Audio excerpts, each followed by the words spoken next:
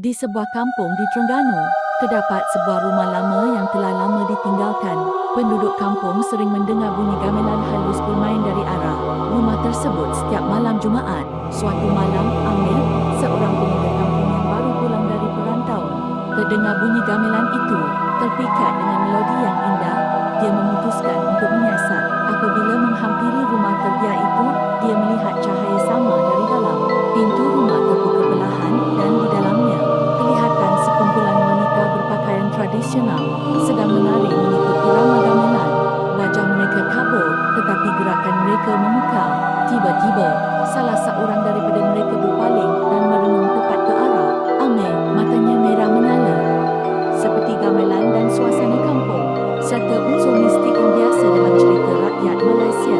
Jika anda memerlukan cerita dengan tema atau latar yang berbeza, sila maklumkan dan saya akan sediakan mengikut permintaan anda.